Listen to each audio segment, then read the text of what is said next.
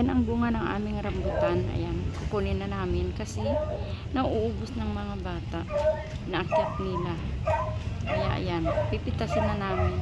May minitas tayo ng rambutan. Ayan. Ang dami sana kasi walang kinuha na ng mga bata na unahan na kami. Kaya ayan. Nanguha tayo ng rambutan.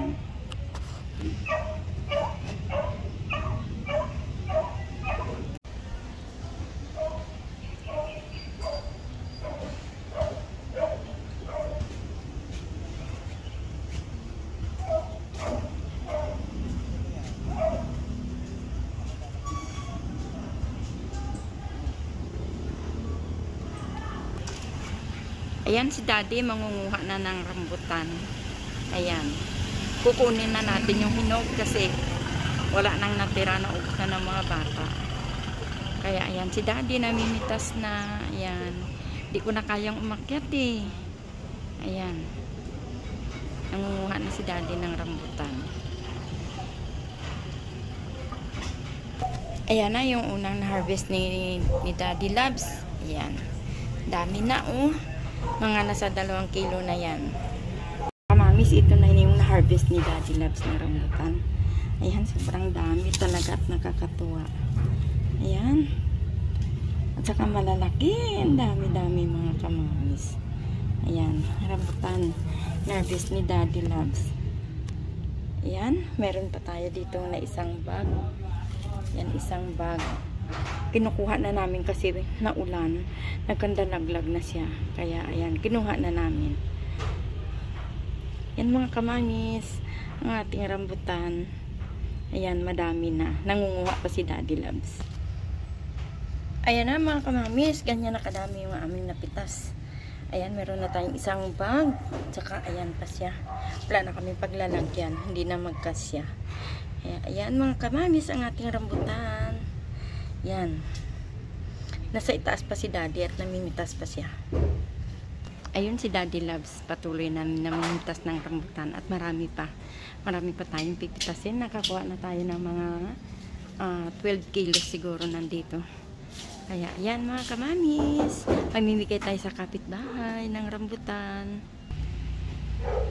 Ito na kadami ang aming nakuha mga kamamis na aming rambutan. Ayan.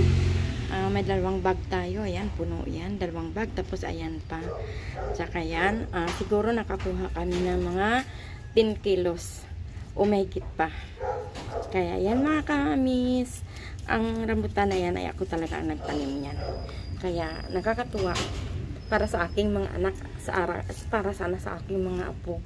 Pero, nakakalungkot kasi wala naman sila sa tabi namin. Kaya hindi din sila makakain. Kaya gagawin na lang namin ito mga kamamis. Pamimigay namin yung iba. Tapos sobrang dami naman. Baka magbinta din tayo. Kaya yan mga kamamis. Ang rambutan ni Mommy Loves. Update ko kayo. Yan. Napakarami talaga. Sobra. Thank you kay Papa God na karoon tayo ng blessing na ganito. Kaya kung may tanim, meron tayong aanihin. Yan mga kamamis. Ang rambutan ni Mommy Loves. Ayan. At mamimigay na tayo. Maghanap muna ako ng plastic. Ayan mga palangga, ito na natira sa ating rambutan. Ito na lang ang natira. Mga 10 kilos ang natira sa amin. Nakapamigay tayo doon ng mga 6 kilos sa Ambrosia. Kaya ayan, ito na lang ang natira. 10 kilos siguro ito. At pinag-iisipan ko kung paano namin ipalalamob ito sa aking anak sa Cavite. Ayan. Ito na lang ang natira mga palangga. At tayo naman ay maraming nabigyan. Ayan. Nakakatuwa, ang daming bunga talaga ng aking rambutan.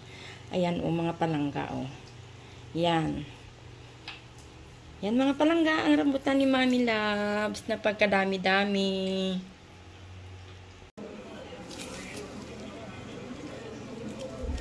Ano, may laman siya ako dito si Daman.